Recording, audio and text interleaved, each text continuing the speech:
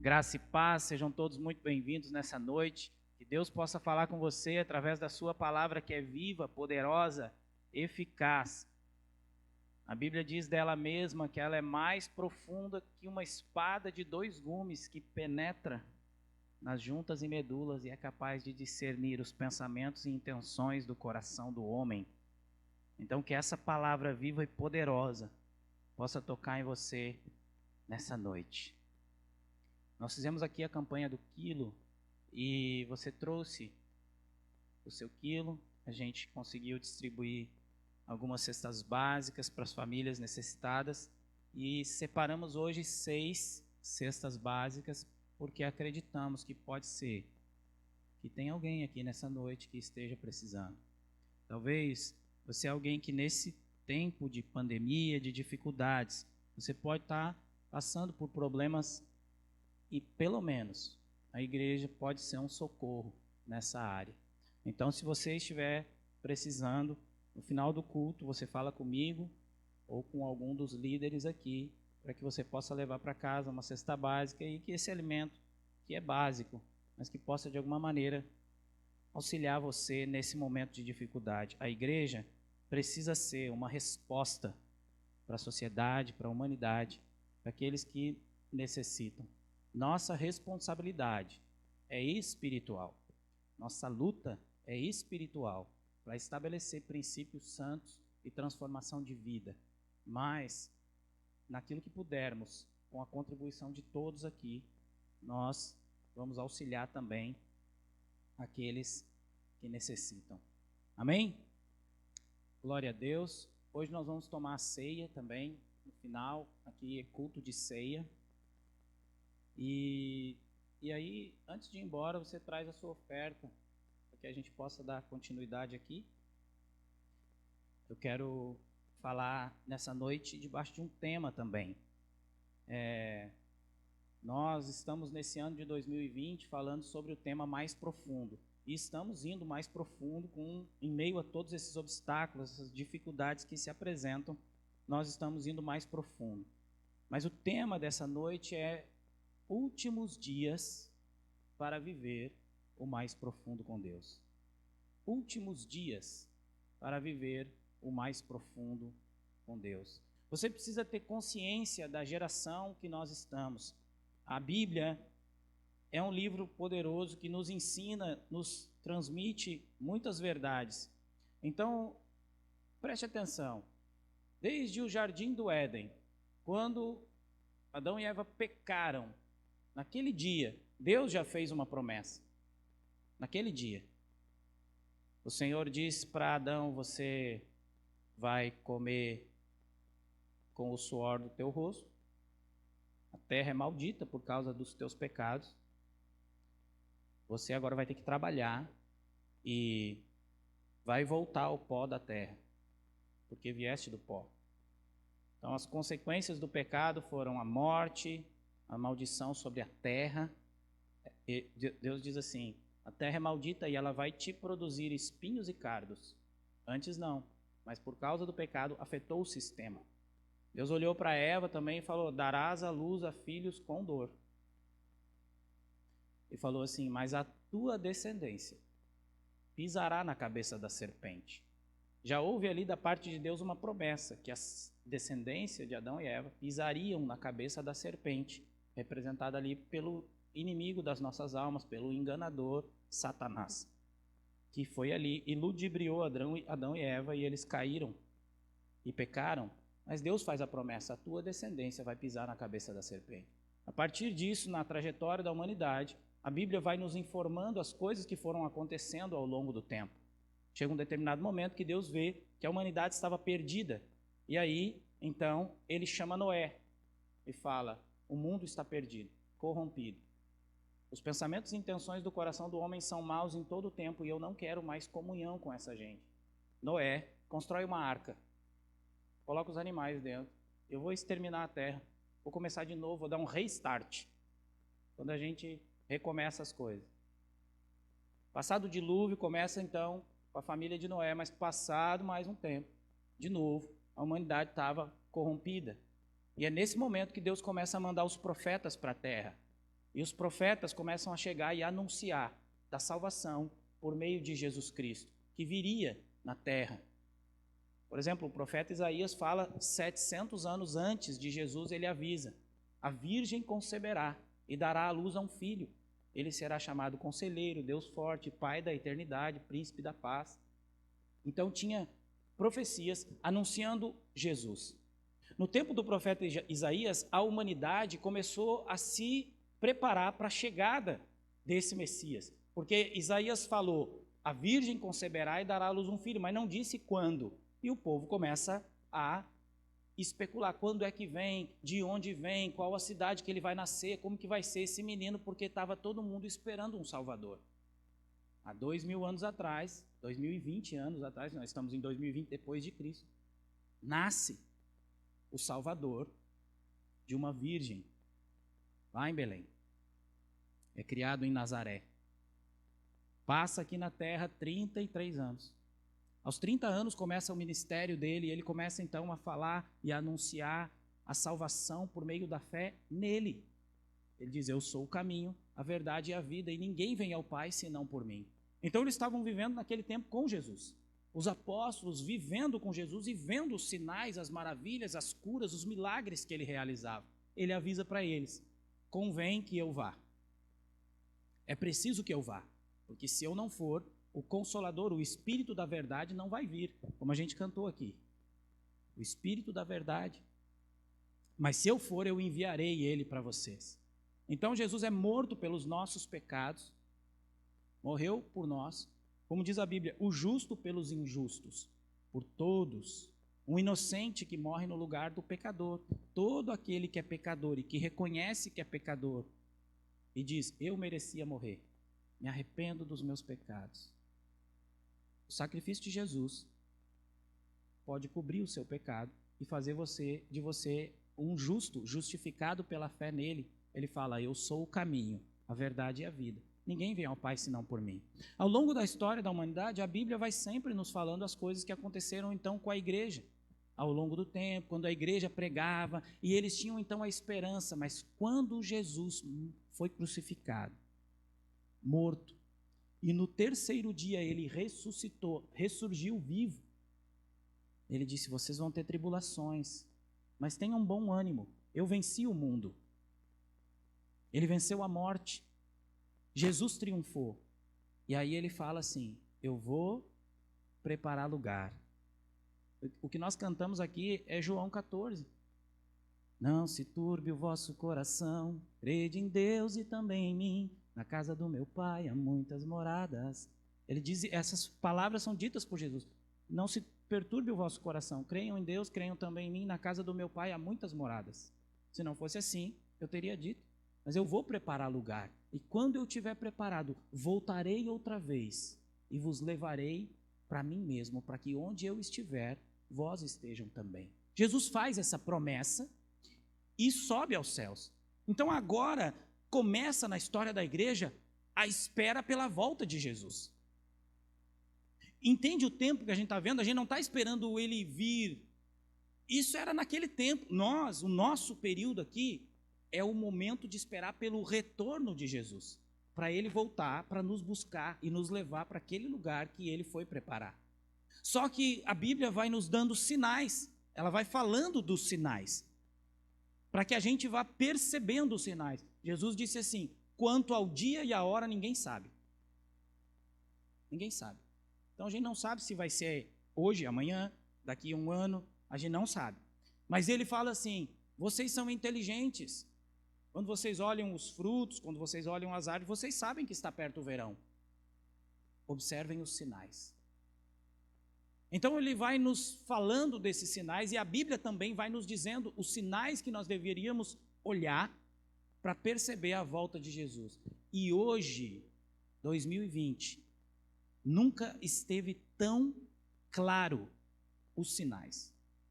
Então, a minha palavra dessa noite é os últimos dias para viver o mais profundo de Deus, porque está muito claro os sinais da volta de Jesus. Basta você observar. É verdade que tem muitas pessoas que não estão nem aí, nem acreditam, nem sabem. Não estão preocupados, querem viver suas vidas, cuidando das suas coisinhas aqui, vivendo como se não fosse morrer, vivendo como se não houvesse amanhã, vivendo como se tudo que fosse possível alcançar fosse um pouquinho de riqueza nessa terra, um certo conforto, e o foco todo é aqui. Infelizmente, muitas igrejas também ficaram assim, prometendo apenas vida nessa vida, bênçãos, campanhas de bênção, de vitória, de conquista, de sucesso, de prosperidade, e as igrejas também estão prometendo essas coisas para as pessoas, como se tudo que Deus quisesse fazer por nós é entregar aqui um carro novo, uma casa nova, um pouco de dinheiro. Eu vou dizer para você, o diabo tem mais interesse em dar essas coisas do que Deus. Eu não estou dizendo que é o diabo que dá coisas para você. Também não acredito que é ele que me dá as coisas, porque eu oro é para Deus pedindo. Mas o diabo tem mais interesse. Quando ele tentou Jesus, ele leva Jesus a um monte muito alto, e diz a Bíblia que ele mostrou para Jesus toda a glória, todos os reinos, todas as riquezas dessa terra, e falou: tudo isso te darei, se prostrado me adorares. O diabo tem mais interesse em dar coisas para que você se prostre à vontade dele, do que tirar coisas de você e você, desesperado, corra para Deus.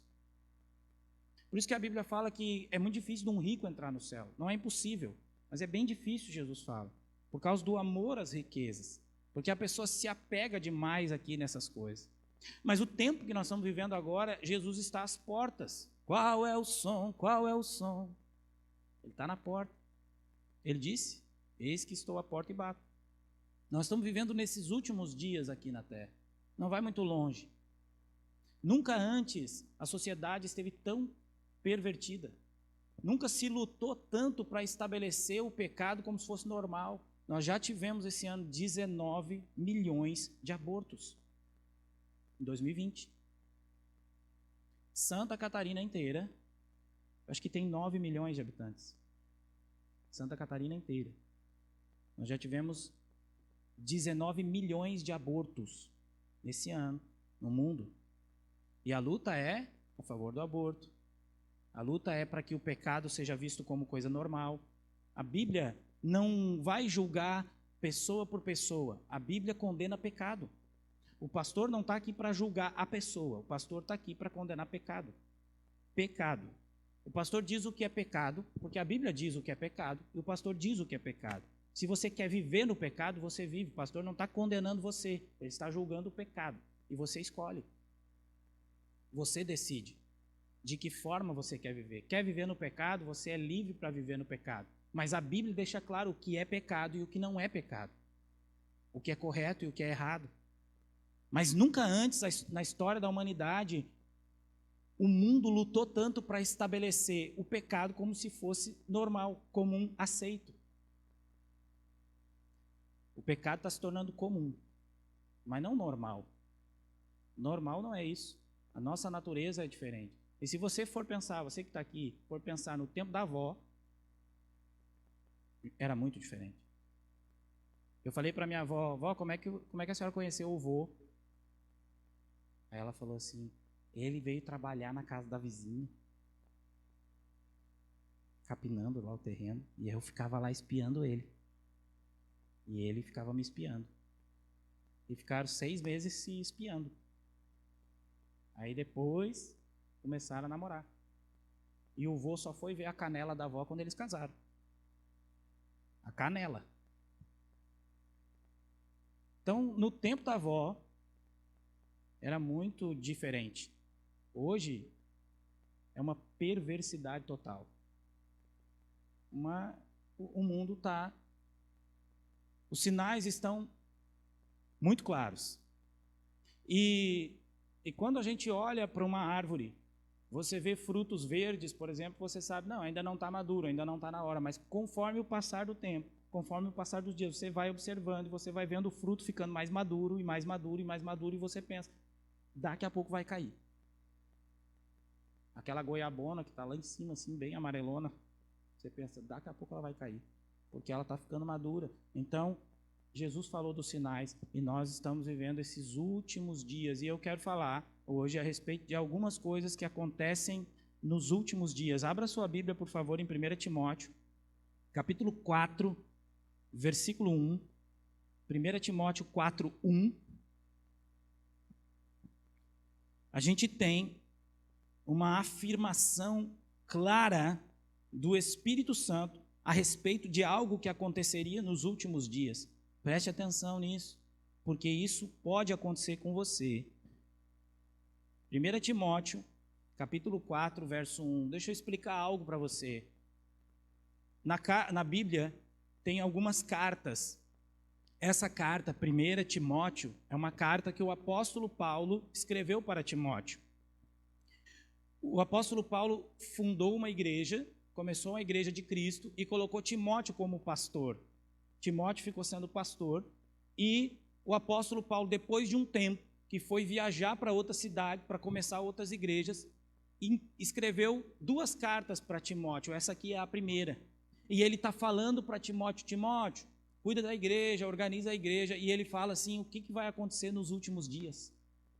Então, eu e você que fazemos parte de igreja, precisamos pensar nisso. O que é que vai acontecer nos últimos dias? 1 Timóteo, capítulo 4, versículo 1, diz assim, mas o Espírito expressamente afirma que nos últimos tempos alguns apostatarão da fé ao seguirem a espíritos enganadores e ensinos de demônios. Olha isso, gente. O Espírito expressamente afirma, o Espírito Santo de Deus afirma de maneira expressa, clara, direta, que nos últimos tempos alguns apostatarão da fé. A palavra apostasia, apostatar, significa abandonar a fé.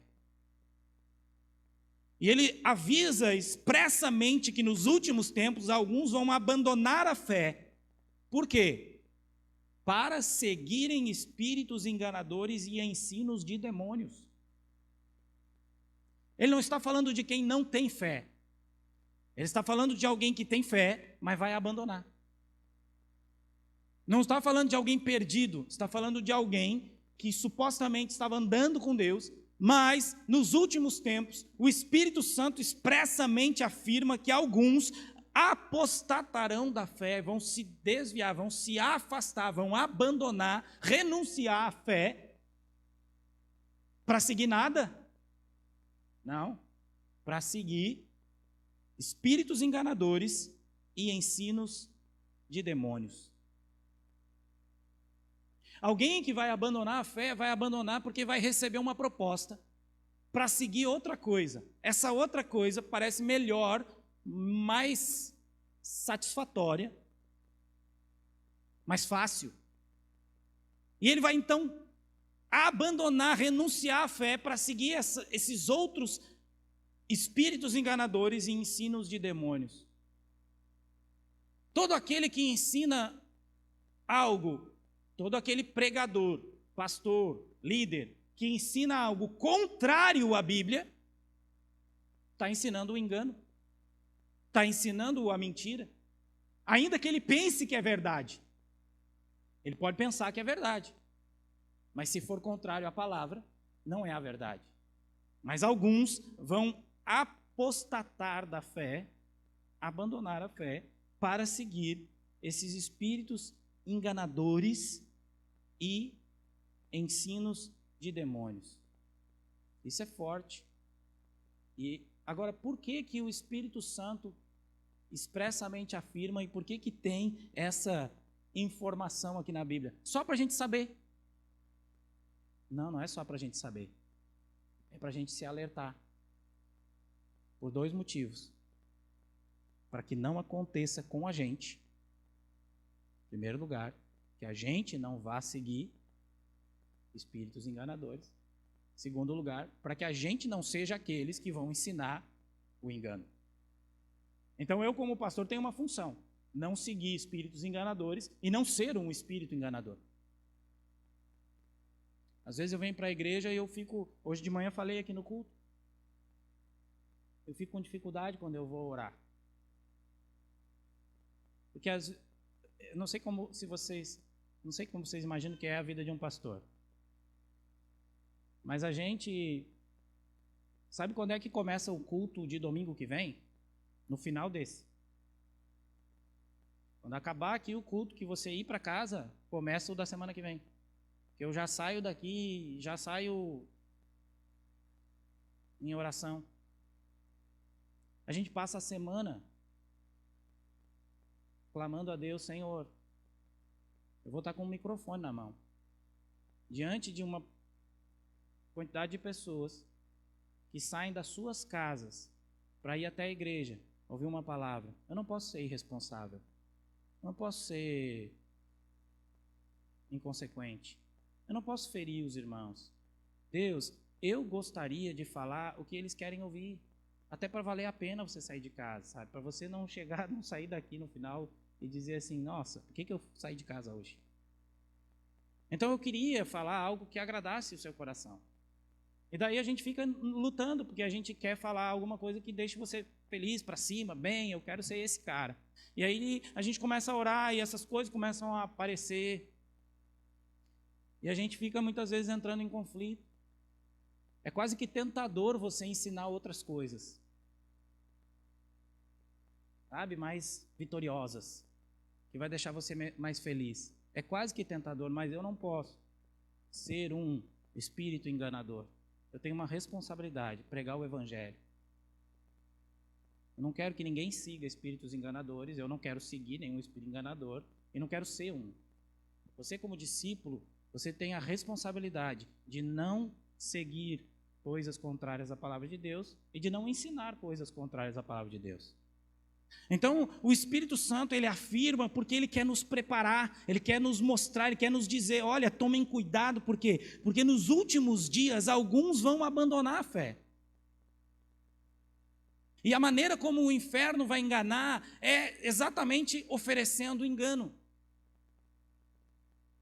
Ensinos enganosos.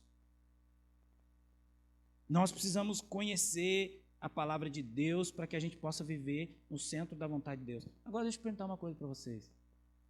Como é que vocês sabem que eu não sou um falso profeta? Se é que eu não sou. Como é que vocês sabem que eu não sou um falso? Como é que você sabe que você não é um falso cristão? Se é que você não é.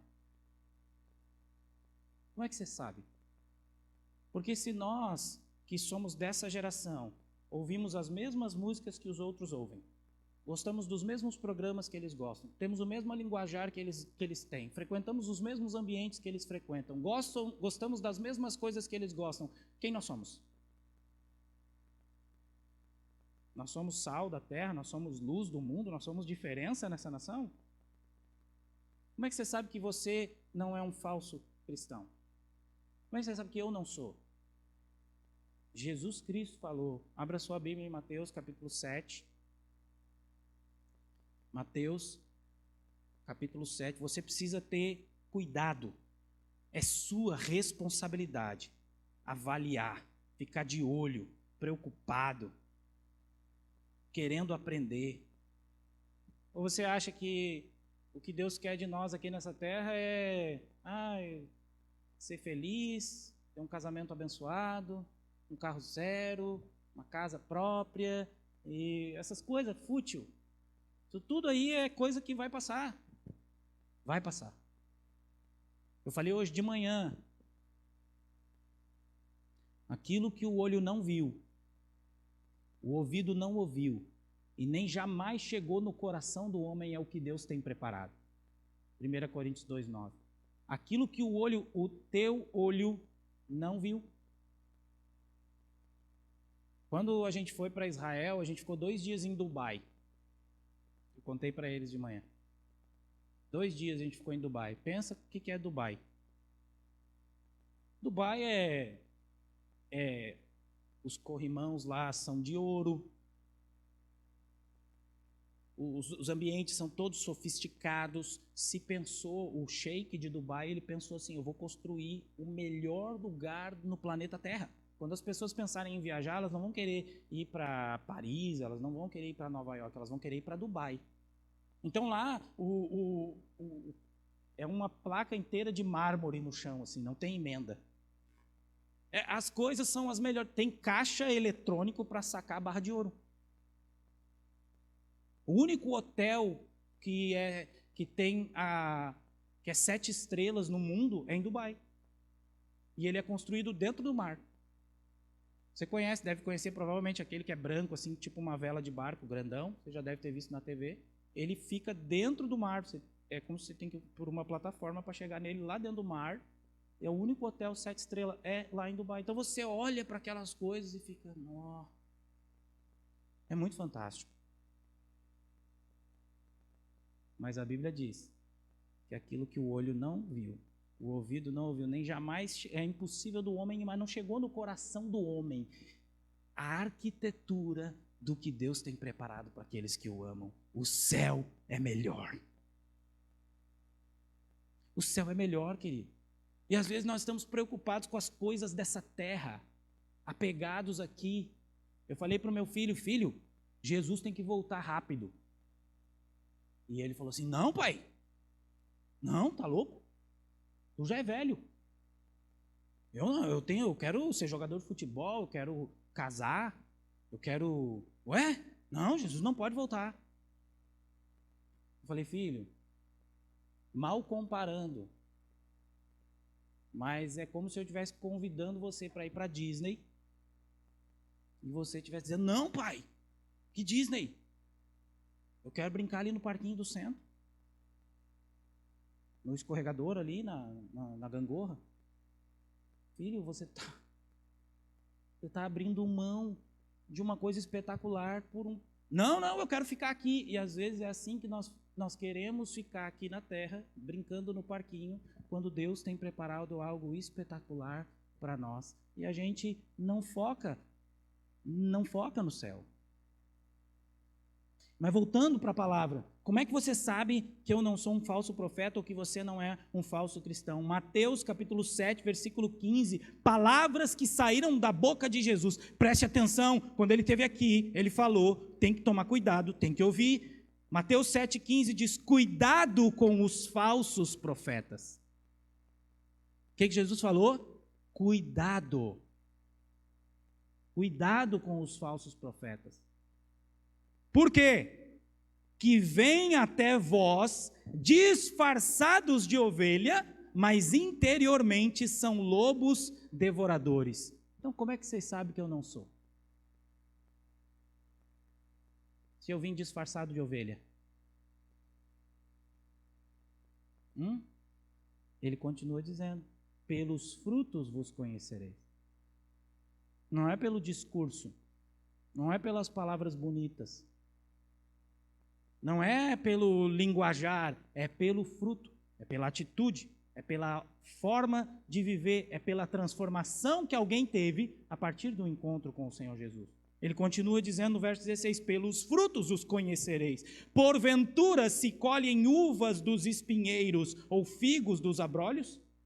Do mesmo modo, toda árvore boa produz bons frutos, e toda árvore má produz maus frutos. Não pode a árvore boa produzir maus frutos, e nem a árvore má produzir frutos bons. Toda árvore que não dá bom fruto é cortada e lançada no fogo. Portanto, pelos frutos os conhecereis. É pelo fruto. Então você precisa observar a vida de um pastor, mas você precisa observar a sua vida. Que tipo de fruto que você dá? Não é o discurso.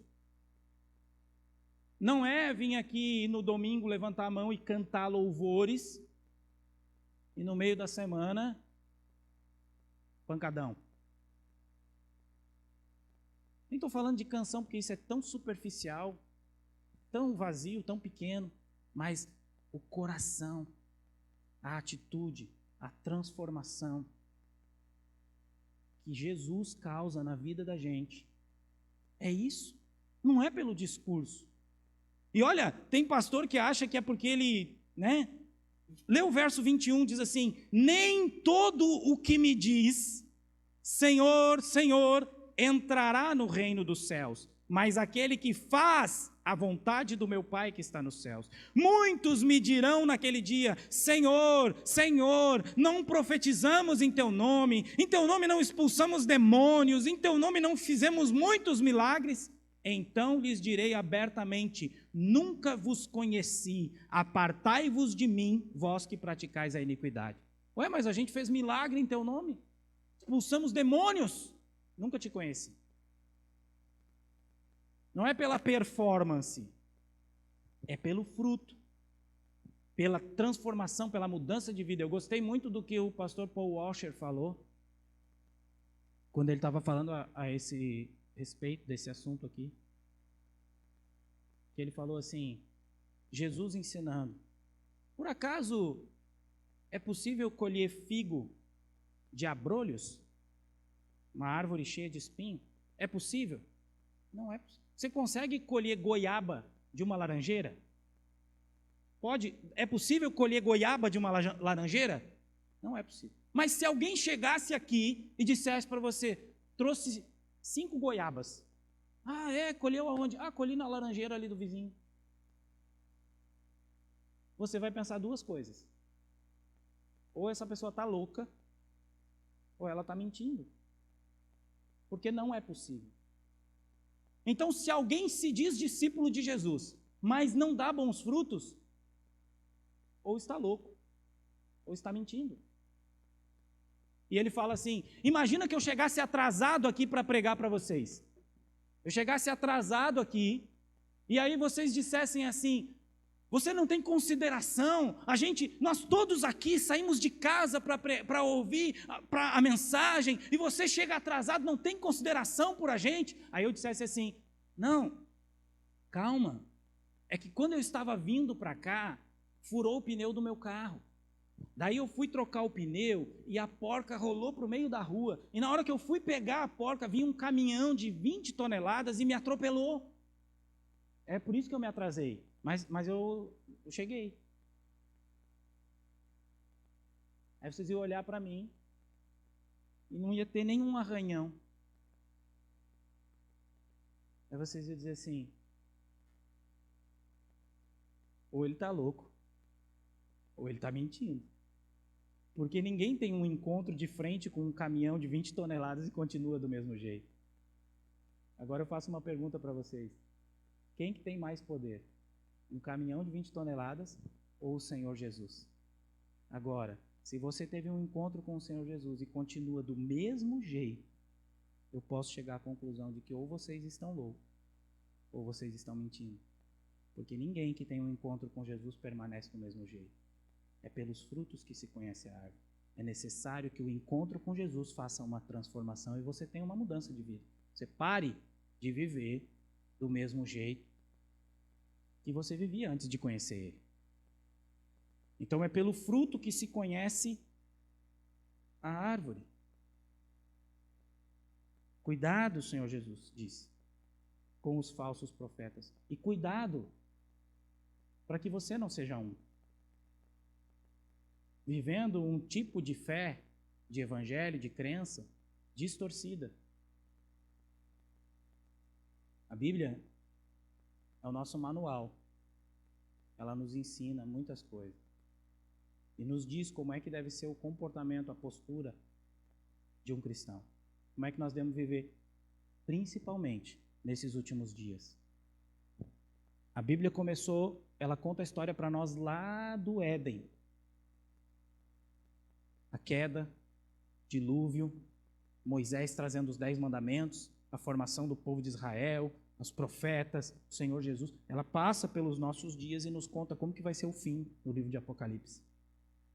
Se tudo o que ela relatou antes aconteceu, não temos motivo para duvidar de que o que ela relata que vai acontecer, vai acontecer. E aí o Espírito vem e afirma expressamente que nos últimos dias alguns vão abandonar a fé. Por que ele disse isso? Só para você saber? Não, é para você vigiar. Porque é os últimos dias. Eu não quero me perder. E não quero que ninguém se perca. Meu sonho é que todo mundo que um dia já botou o pé nessa igreja seja salvo. Que tenha vindo um dia só, mas que a mensagem do Evangelho possa ter tocado nessa pessoa e ela diga: preciso mudar de vida, preciso afirmar a minha fé no Senhor Jesus, preciso andar com Ele, que é o caminho, a verdade e a vida, ninguém vai ao Pai senão por meio dEle, preciso abandonar essas coisas, preciso inverter a ordem das coisas na minha vida, preciso parar de me preocupar com as coisas desse mundo e começar a olhar para as coisas do céu, porque está perto de Ele voltar. E se Ele voltar, você vai ou você fica? O Espírito expressamente afirma que nos últimos dias alguns vão abandonar a fé seguindo espíritos enganadores e ensinos de demônios. Nós precisamos conhecer a palavra para seguir o que ela diz.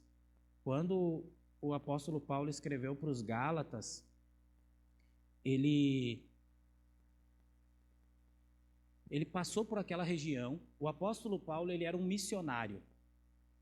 Então, pensa na vida de um cara que foi assim, ele se converteu, entregou a vida dele para Jesus e entendeu que ele precisava anunciar essa mensagem para o máximo de pessoas que fosse possível. Então, ele ia de cidade em cidade, pregando o evangelho, pregando o evangelho, pregando. Às vezes ele ficava um ano numa cidade, pregando o evangelho ali, e daí ele estabelecia uma igreja, arrumava um grupo de irmãos, formava um líder, deixava o líder no lugar e seguia a viagem pregando o evangelho. Ele foi chicoteado, apedrejado, foi preso. Eu já contei aqui que a Bíblia relata que naquela época, se um homem levasse 40 chicotadas nas costas, se ele fosse preso e levasse 40 chicotadas, nunca mais ele poderia ser chicoteado na vida. Tinha uma lei. Sabe o que eles faziam quando prendiam ele? Davam 39. Para poder soltar, e quando prendessem de novo, dá mais 39. 5 vezes ele levou 39 açoites nas costas. Essa era a vida dele, porque ele entendeu que ele tinha um chamado de Deus, anunciar o evangelho para todas as pessoas para o máximo que ele pudesse. E quando ele deixa a igreja formada na Galácia e vai de viagem, logo que ele chega na próxima cidade e ele está fazendo ali, anunciando o evangelho, ele recebe a notícia de que os irmãos, os Gálatas, tinham abandonado o evangelho para seguir outra coisa. Aí ele escreve uma carta. Está aí na sua Bíblia, Gálatas. A carta que ele escreveu para os Gálatas. Ele manda essa carta. E olha o que diz, capítulo 1, versículo 6. Olha o que diz, Gálatas 1, 6. O apóstolo Paulo fica admirado de que tão rapidamente aquelas pessoas tivessem abandonado o ensino verdadeiro para seguir outra coisa. Gálatas 1,6, lê comigo, o apóstolo Paulo dizendo: estou admirado de que tão rapidamente deserteis daquele que vos chamou na graça de Cristo para outro evangelho, o qual não é outro, senão que há alguns que vos perturbam e desejam distorcer o evangelho de Cristo. Não existe outro evangelho, só existe um evangelho. Mas ele diz: eu estou admirado de que tão rapidamente vocês tenham abandonado o evangelho para seguir outro evangelho, que não é outro, porque não tem outro, mas alguns distorcem o evangelho. E olha o que mais que ele diz ali, no verso 8. Mas ainda que um anjo do céu vos anunciasse outro evangelho, além do que eu já vos tenho anunciado, seja maldito. Anátema significa maldito. Ainda que um anjo do céu anuncie outro evangelho, ainda que apareça um anjo aqui, imagina o anjo, né? O anjo voa, né? Anunciando um outro evangelho, seja maldito, ele disse. Não tem outro evangelho. Só tem um evangelho. E ele fala: eu estou admirado que tão rapidamente vocês tenham abandonado o evangelho para seguir outra coisa. Então, querido, a Bíblia nos diz para que a gente permaneça firme na fé, no evangelho, centrado no evangelho. Hoje de manhã, a igreja me deu um presente. Fiquei honrado pelo Dia do Pastor. Eu, como falei de manhã, eu nunca me escolheria para ser um pastor. Mas tá bom, estamos aí. Eu considero que é um chamado de Deus para a minha vida. Então, bora lá, vamos para frente. Mas o meu interesse, não tem outro mais. O meu interesse é pregar o Evangelho e que o máximo de pessoas possíveis que passarem pela minha vida sejam salvos. E eu também, não quero me perder de jeito nenhum. Eu fico vigiando, olhando para a Bíblia. Não posso ser um falso profeta. Eu tenho que mostrar os frutos. Não é pelos discursos, é pelas atitudes. Eu não quero seguir espíritos enganadores. Eu tenho que avaliar o que é isso, que doutrina é essa que está chegando, o que estão apresentando. Eu tenho que ensinar para os irmãos o que é correto. É minha responsabilidade. Eu vou precisar dar conta um dia da igreja que Deus me confiou, do rebanho que Deus me deu para amar. Mas eu não tenho muita preocupação com essa terra mais. Eu quero ir para lá, eu quero conquistar, acumular tesouro no céu, não aqui na terra. Mas a gente, como pastor, a gente fica meio paranoico. Eu falei hoje de manhã até. Não é fácil. Porque tudo que a gente vai fazer, a gente se preocupa. Um dia eu comprei um telefone novo. Comprei um telefone. Caro. E um irmão falou para mim assim: "Ei, pastor, cuidado. Os irmãos te veem com um telefone caro desse aí." Eu falei: "Não, hein." A gente está com o carro estragado, precisa trocar de carro. O pastor pensa, não sei, é que tem uns aí que se diz pastor que é estranho, né? Mas o pastor, ele pensa: que carro eu vou comprar e agora? Porque o irmão da igreja, ele pode prosperar, é alegria, é bênção. Pode comprar um carro importado, mas o pastor, se ele compra, já, pastor. Então a gente tem umas paranoias, a gente tem umas preocupações, a gente deixa de fazer umas coisas, porque faz parte do chamado. Mas também não estou muito aí para essa terra. Agora o objetivo é se manter firme. E quanto mais que a gente vê que o dia do Senhor está perto. Está perto. Hebreus 10, 25 diz isso: não deixem de congregar como é costume de alguns antes, e encorajem uns aos outros, e tanto mais quando vocês percebem que o dia do Senhor está perto. Então, queridos, os sinais estão aí. Estão aí. Eu não quero brincar de ser crente e nem brincar de igreja. Eventualmente eu venho para cá pregar, e daí eu penso, toda semana: Deus, Senhor, fazer uma campanha aí, um negócio para os irmãos se animar. Mas eu não estou aqui para fazer entretenimento, sabe, para empolgar a galera. Eu tenho uma responsabilidade. E os dias estão passando, e o tempo está chegando, e os sinais estão vindo, e a gente está percebendo que está perto o dia da volta do Senhor Jesus. Então, meu irmão, minha irmã, pode sonhar com as coisas dessa terra, pode sonhar, pode planejar, pode fazer projeto, não precisa abandonar seus projetos. Quer fazer uma faculdade, tem que fazer, vai lá, faz uma faculdade. Quer conquistar, vai lá, conquista. Quer casar, vai lá. Mas fica ligado, porque o foco principal é permanecer firme. Porque o Espírito expressamente afirma que nos últimos tempos, alguns apostatarão da fé, seguindo, não vão deixar de ser seguidores, mas vão seguir outras coisas.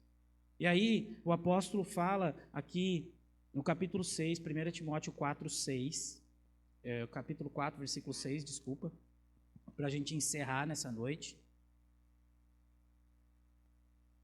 1 Timóteo 4, 6. Paulo diz isso para Timóteo, né? Olha, Timóteo, alguns vão abandonar, mas você permanece firme, fiel, né?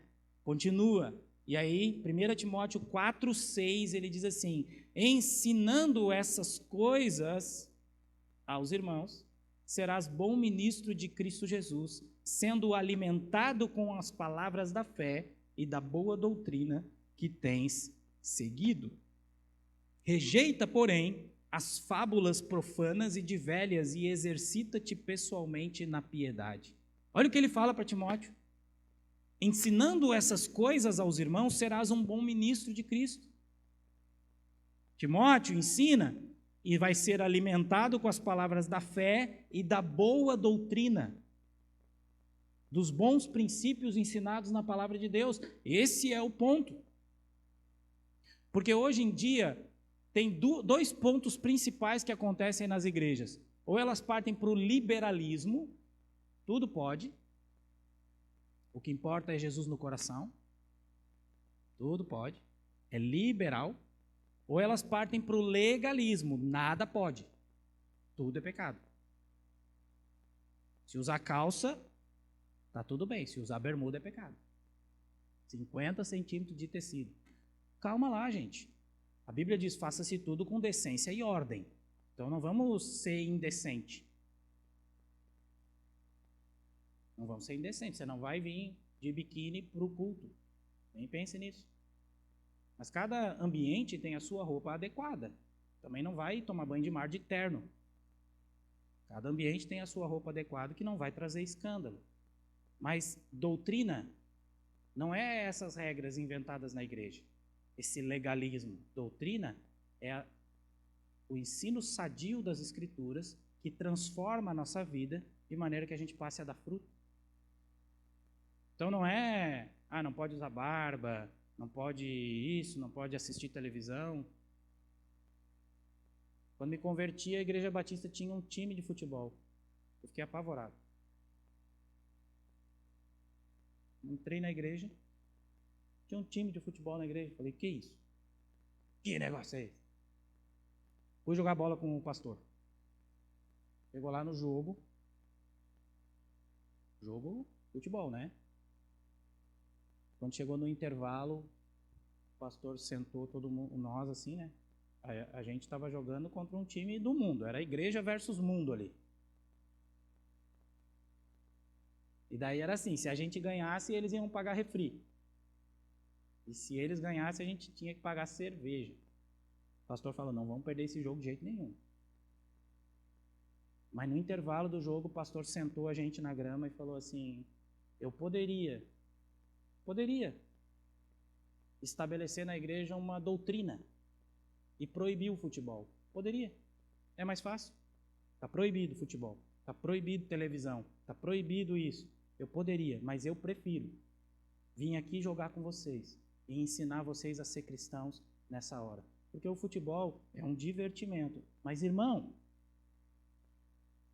quando o rapaz do outro time te deu uma butinada lá, no próximo lance você revidou. O que a Bíblia fala? Se alguém te bater na face esquerda, oferece a direita. Isso é atitude de cristão? Olhou para o outro e falou assim, irmão, naquela hora a bola pegou na sua mão. E você disse que não foi. E mentira é pecado.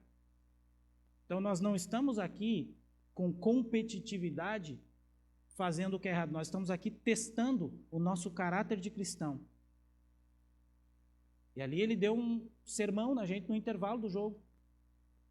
E eu fiquei feliz de saber que, na verdade, a gente está no mundo.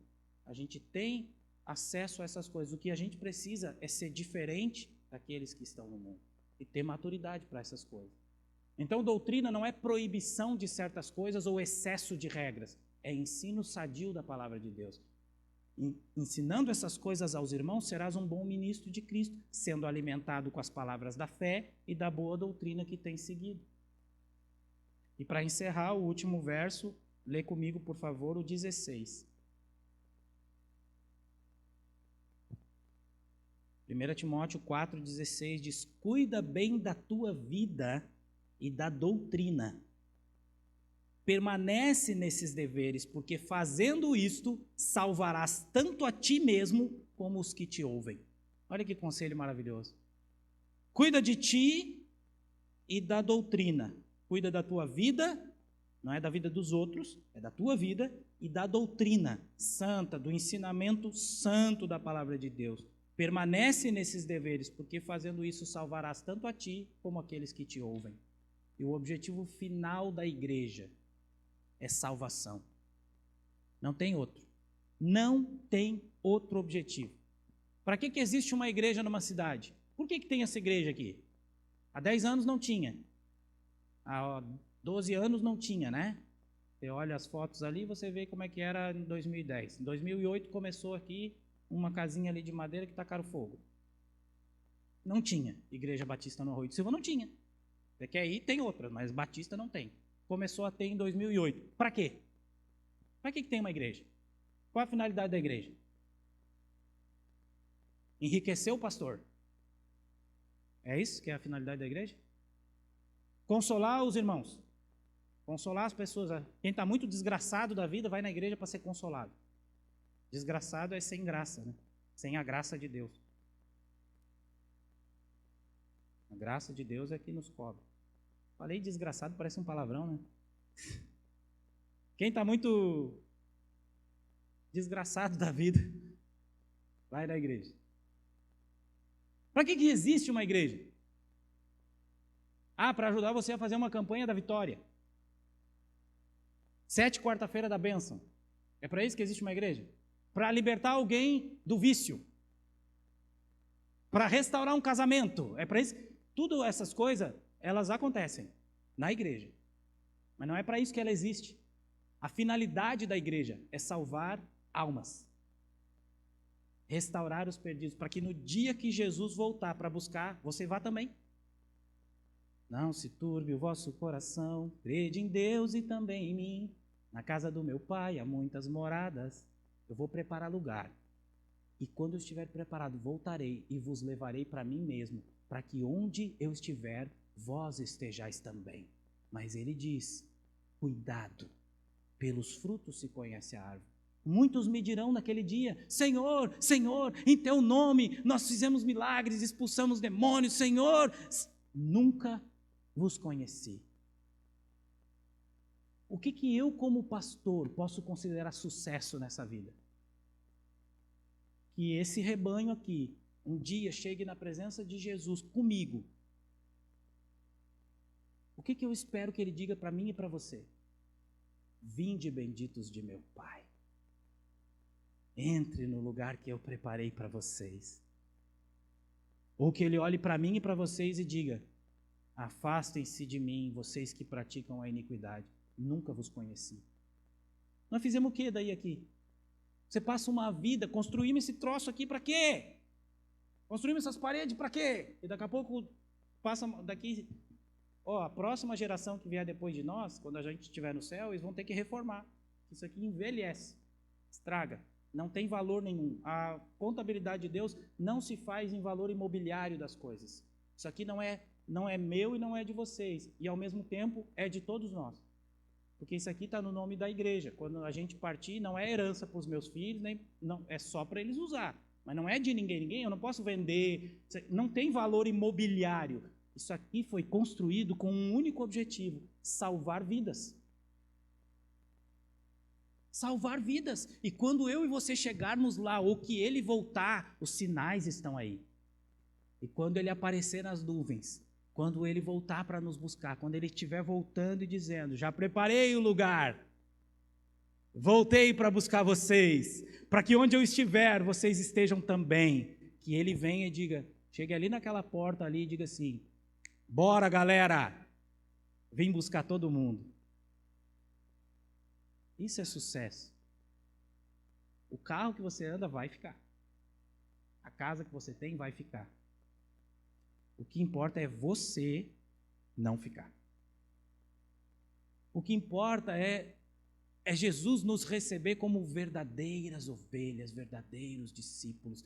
E não que ele olhe para mim e para você e diga, nunca te conheci. Você passou uma vida dentro da igreja.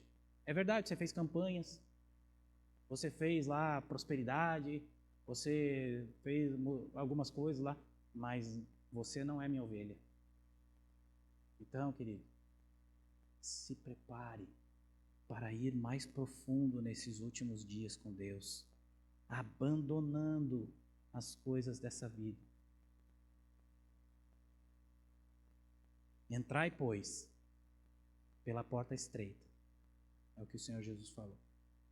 Porque larga é a porta, e espaçoso o caminho que conduz à perdição, e muitos são os que andam por ele. Mas estreita é a porta, e apertado o caminho que conduz à vida, e poucos são os que encontram. Briguem comigo por ser um pastor que aperta o caminho. Briguem. Mas foi Jesus quem disse. Estreita é a porta, e apertado é o caminho que conduz à vida. Ô pastor, está muito apertado, está difícil. Você quer andar no caminho largo? Dá também. Só que ele conduz para outro lugar. Um dia eu preguei aqui, estreitando o discípulo ou alargando a porta? O que eu faço como pastor? Alargo a porta ou estreito o discípulo? Estreito o discípulo para ele passar na porta estreita e seguir por um caminho apertado. Ah, mas eu não queria abrir mão de certas coisas, mas o caminho é apertado. Ah, mas eu não quero, se é para viver assim eu não quero, mas o caminho é apertado. Ah, mas eu tenho uma proposta lá que o caminho é mais largo. Tranquilo?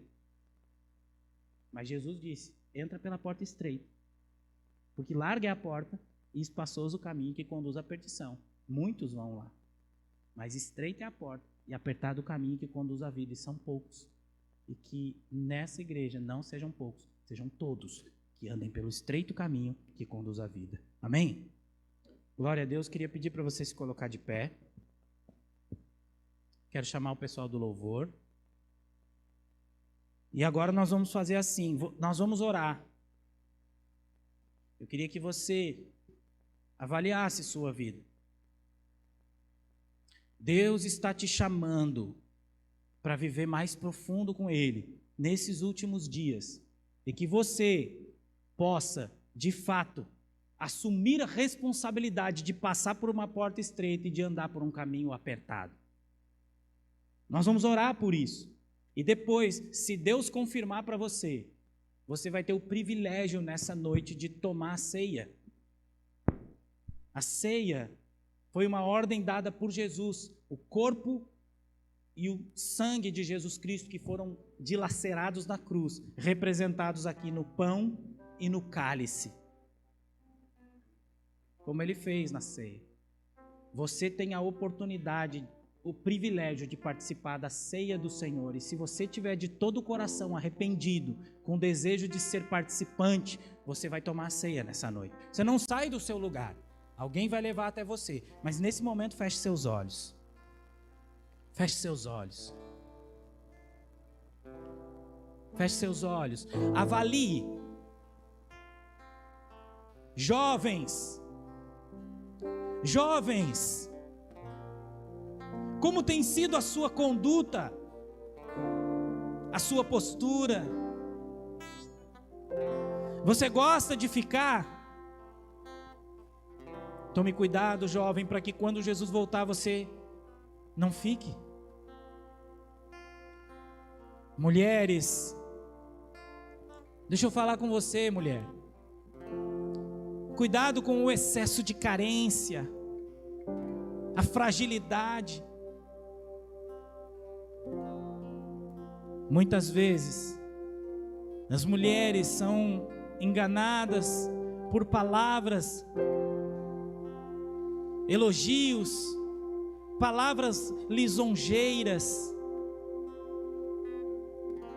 porque há nas mulheres uma necessidade de serem elogiadas, cortejadas. Deus as fez assim como princesas, para serem admiradas. Mas o inferno muitas vezes engana. E se você não tem, se você passa por essas fragilidades, você se torna uma presa fácil. Homens, vocês foram chamados para serem homens de verdade, sacerdotes, capazes de conduzir a sua família em segurança no caminho de Deus, não para viverem à margem, se deleitando no pecado e virando as costas para o Senhor. O Espírito expressamente afirma que nos últimos dias alguns apostatarão da fé. Mas o chamado do Senhor nesses últimos dias é para que você venha viver o mais profundo de Deus. Não é pela linguagem. Não pense que alguém com um discurso bonito engana o Senhor. Às vezes se considera que um pastor é cheio de poder quando ele começa a falar em línguas em cima do altar. Essa sim pode ser uma manifestação poderosa do Espírito Santo. Mas o poder está na palavra poderosa do nosso Deus. Abra seu coração nessa noite. O Senhor deseja te chamar para ser participante da sua glória. Ele foi preparar um lugar, e quando Ele voltar, Ele quer levar você. Ele não quer te deixar para trás. O Senhor deseja te levar junto, porque aquilo que o olho não viu, que o ouvido não ouviu, nem jamais chegou no seu coração, é o que Deus tem preparado no céu. Qualquer coisa que a terra te ofereça não se compara ao céu. Então comece a falar com Deus nessa noite. Diga: Senhor, eu não quero mais ter o meu coração perturbado. Eu quero crer em Deus e crer no Senhor. Eu sei que o Senhor foi preparar um lugar. Quando o Senhor voltar, venha para me buscar. Eu quero a eternidade contigo. Eu não quero a perdição, eu não quero o inferno. Eu não quero afastar-me de ti, Senhor. Comece a orar enquanto essa canção toca. Comece a falar com Deus.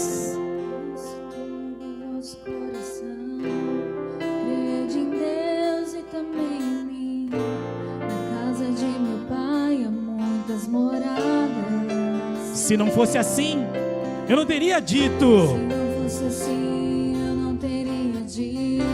Vou preparar-vos um lugar. Eu virei e vos levarei para mim mesmo. Aquele que tem os mandamentos e guarda.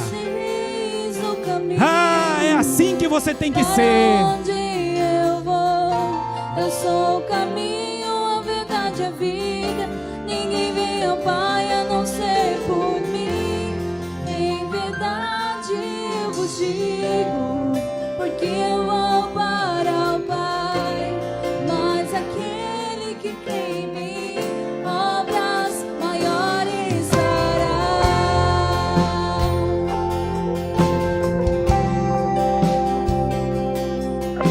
Se você verdadeiramente ama o Senhor, você guarda os seus mandamentos e vive nessa terra sendo diferente.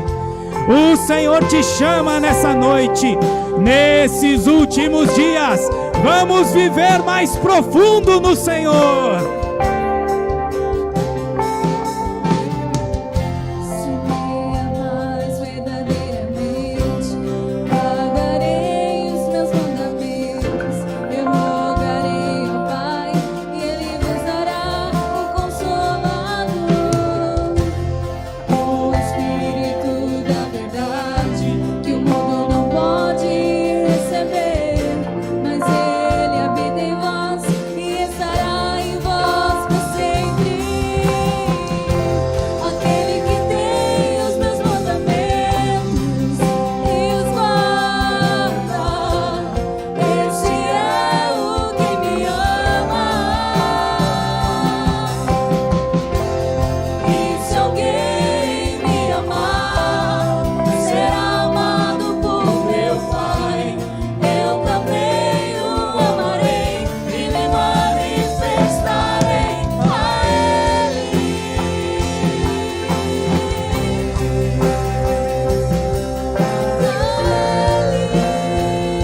Abra seu coração nessa noite para amar o Senhor.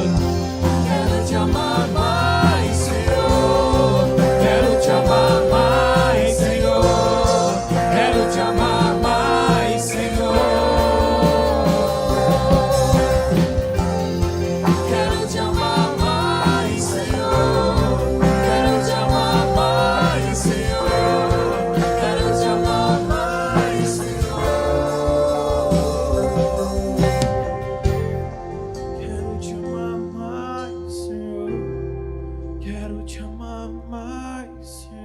Seja sincero com Deus nessa noite. O mais sincero que você puder. É você e Deus nessa hora, fale com Ele. Diga de maneira sincera a verdade que está no seu coração, diga para Ele.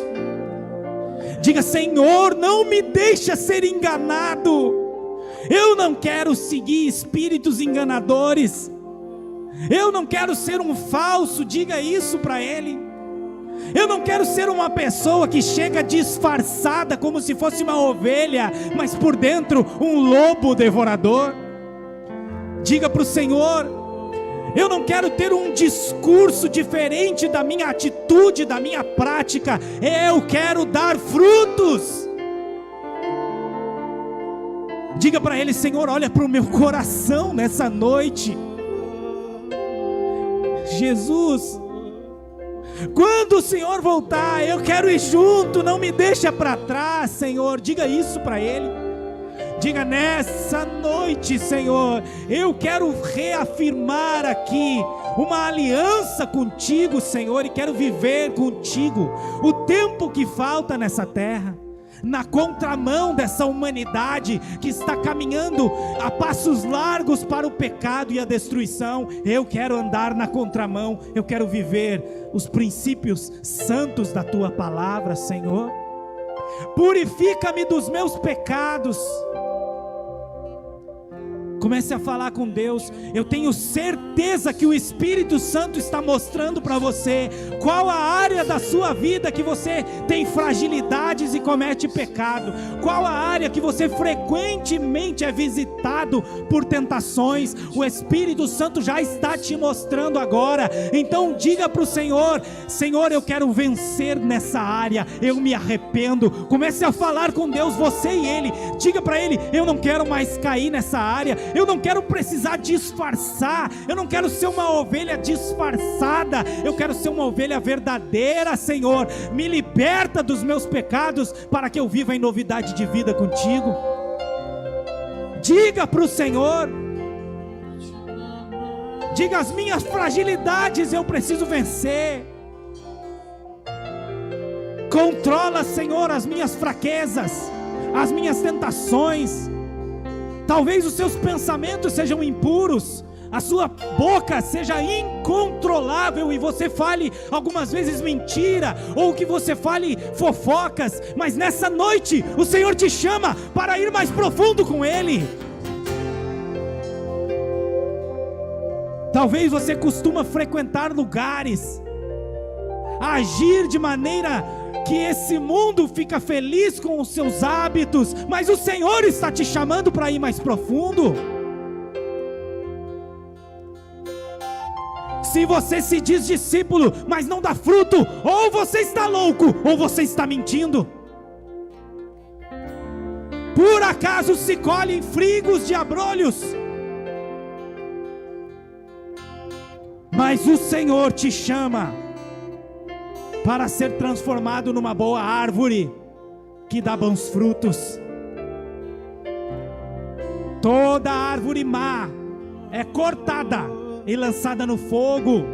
O corte significa morte, o fogo o inferno, mas Deus te chama para ser uma boa árvore que dá bons frutos nessa geração.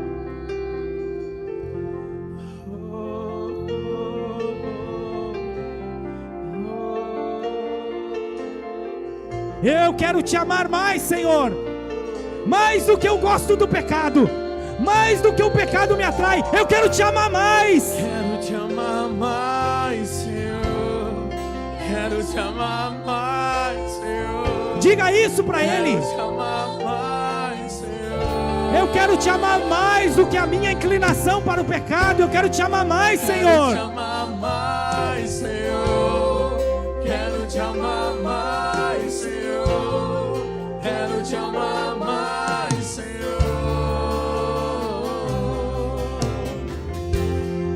Quero te amar mais, Senhor. Quero te amar mais, Senhor. Quero te amar mais, Senhor. Quero te amar mais, Senhor. Quero te amar mais, Senhor. Quero quero te amar mais e mais. Senhor, eis aqui a tua igreja nessa noite.